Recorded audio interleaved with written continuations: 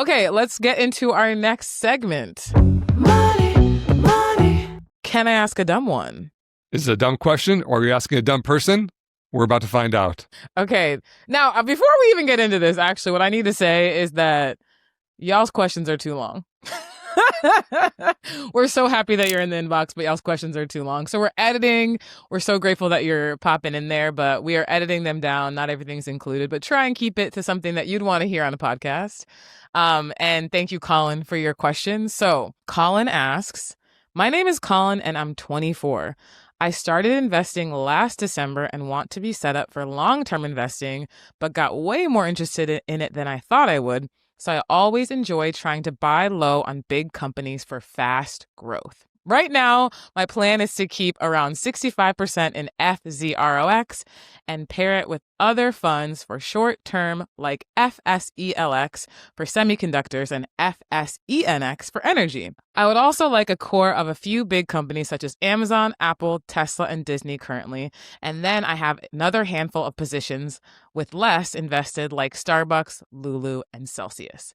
I keep having the same issue where I want to redistribute my money into either other companies when their price falls or more into my funds and feel like I have too many positions, 15 total. What do you think of my choice of funds? Are there any funds you'd recommend for holding long-term? And how can I balance the long-term growth with some of the fun money since I'm young and can afford it at this time without having too many positions? So that was us editing the question. That was about half the length of the original question. And even as you're reading, I was like, oh, we should have cut it more. But here we are. All right, Colin, this is my pep talk to 24-year-olds. And, broad strokes, by the way, you're doing great. You're very young. You're buying very wise things, index funds and stocks. You plan to invest for the long term. Grade on the A to F scale, I'd give you maybe a B plus or A minus right now. You're doing very well. And that's the most important message here. The second most important message is the fine-tuning message. And to describe kind of your strategy, I like to think of all of the stocks like a big pie chart. So remember in the previous segment, we talked about the groceries. Imagine every single brand in the big pie chart. And so right now, one of the biggest companies on earth is Apple, Nvidia's up there, Microsoft. Those are like the biggest pie slices. And then as you get smaller and smaller, the pie slices get smaller and smaller. You can buy the entire pie. And first, let's talk just about U.S. stocks because that's often how these funds are organized. But the U.S. stock market has this pie chart, right? It has the entire pie. When you buy FZROX, that is the entire pie. Everything else you've listed is just slicing the pie in different ways. Like you could take a slice from the middle, a slice across you could take individual pieces, like an individual slice is like the companies. You could just make big cuts down the middle, up and down, circles, squares. And so you've bought the entire pie. And then in my kind of a little bit dismissive opinion, you're arbitrarily just cutting through the pie and buying more of the same pie in different amounts and different quantities. And so by your entire strategy, you're not becoming more diversified.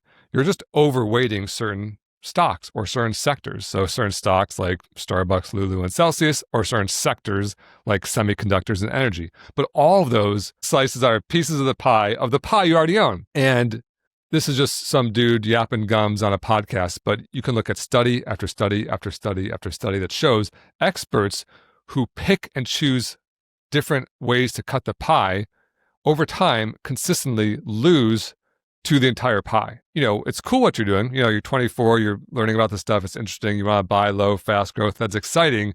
But the very humble, wise, experienced, tough pill to swallow is that your strategy is very, very unlikely to beat FZROX in the long term. You'll have some that beat it. I promise you that. If you buy 15 different positions, some will be above, some will be below. But net of a very careful accounting of all your gains and losses and all the fees associated with trading, bid-ask spreads, cash drag, all this stuff that can actually slow your growth down, your one index fund will outperform. And so that said, what do? What I like to do is with 90% of my portfolio, I would buy a single index fund. With 10%, go nuts. And in the 10%, I can't tell you what to do. I don't know if Disney or Apple or Tesla or Amazon are going to do better than semiconductors or energy.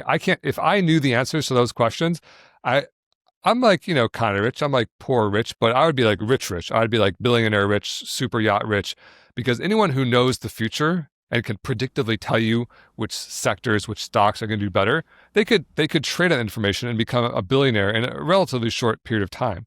And the fact that people who are talking about this generally aren't billionaires is kind of like the dirty little secret of Wall Street, which is nobody knows what the future holds because the market's very efficient. And so for you, Colin, I'd say, hey, take it for what it is. This is just some dude that's got 20 years on you yapping his gums, but what you're attempting is very, very difficult. And you're actually going to end up with less money for having done it. And it's a lot more work. If you want to, that's cool with your 10%. Like I said, go nuts. But 90%. That said, everything we've talked about thus far is a U.S. stock. I assume you live in the U.S. because you're only buying U.S. stocks. But as you may know, there are other countries on planet Earth, such as China, France, Germany, Italy, Japan, Australia, Brazil, just to name a few. But these countries have companies too, and often they're really great companies. And your portfolio is like the perfect encapsulation of a 24-year-old's portfolio who only has a certain living memory of the stock market. And your living memory of the stock market, maybe it came online when you're 14 or something, and it's been 10 years, has exclusively existed during U.S. outperformance. And so I would accuse you, Colin, of what's called chasing past performance. By buying semiconductors, Amazon, Apple, Tesla, Disney, you are buying what did well the last 10 years. But what did well the last 10 years is very different from what's going to do well the next 10 years. And almost always, those two things are not the same. If you look at like the winners of any decade, they're rarely the same 2 decades in a row. And so when you chase past performance, you go over buy, you buy more slices of the pie that have done well the last 10 years. You're just asking to underperform the next 10 years. What you should really be doing is buying stocks no one's talking about, that no one's heard of, that didn't do well recently, that are about to do well, but no one knows what those are. And it's not as fun as just buying NVIDIA because it has crushed the last 10 years, right? And it also performs to the global markets. So with the US market, it has outperformed non-US stocks over the last 10 years. But if you go back longer, 50, 60, 70 years, it's more like a pendulum. A decade, the US outperforms, a decade, the rest of the world outperforms. And as weighted by the size of the economies or the size of the market cap of the value of the stocks, it's about 50-50. About half is in the US or half is in North America and half is the rest of the world. And so when you are not buying that half of the pie and your entire slices is in like one half of the global pie, you're missing out on what might be the best performing stocks of the next 10 years. And so, yeah, my general advice is keep it simpler. I agree 15 is too many, but for your 90% of your portfolio, go buy, probably 2 index funds. FZROX is fine, but you could also buy the international like VXUS, which is a non-US ETF, which trades free in all brokerages. And then with your 10%, go nuts. And I can't tell you what to do there because I don't know. Love it. What I love is that Mateo and Colin had the same question, and Colin's got 20 years on Mateo. And Mateo was unprompted. He just asked that at breakfast this morning, right? Yeah. He said, where's baby Teddy and what's the best index fund? These are the 2 pressing issues in my life right now. That's what's on his mind. Yes. Amazing.